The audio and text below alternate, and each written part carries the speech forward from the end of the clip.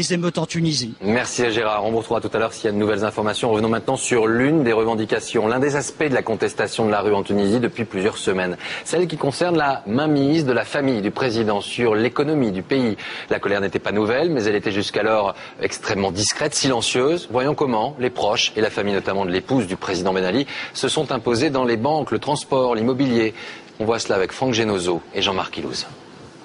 En 18 ans de mariage, elle n'a jamais volé la vedette à son mari sur la scène politique. Mais dans les coulisses du pouvoir, Leïla Ben Ali a progressivement installé les membres de sa propre famille à des postes clés. On les appelle le clan Trabelsi. Et c'est aujourd'hui ce nom que les manifestants hurlaient dans la rue.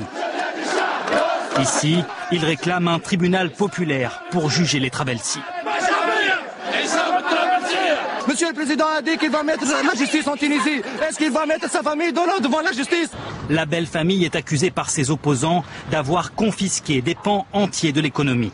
En près de 20 ans, ils en ont investi tous les secteurs. Les banques, l'immobilier, le tourisme, mais aussi les transports, l'automobile ou encore les médias.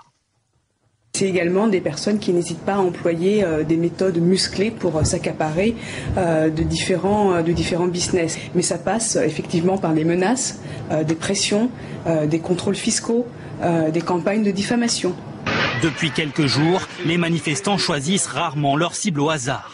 Ce magasin Carrefour, pillé et incendié, est par exemple lié aux intérêts du clan Trabelsi. Un clan qui inquiète jusqu'aux autorités américaines. Dans une note de l'ambassade à Tunis révélée par le site Wikileaks, un diplomate estime que le régime est corrompu, sclérosé, une quasi-mafia. C'est un système mafieux parce que vous ne pouvez pas faire des affaires en Tunisie aujourd'hui si vous ne passez pas par la famille du président. C'est aussi simple que ça. Ce soir, impossible de savoir où se trouve précisément Leïla Ben Ali.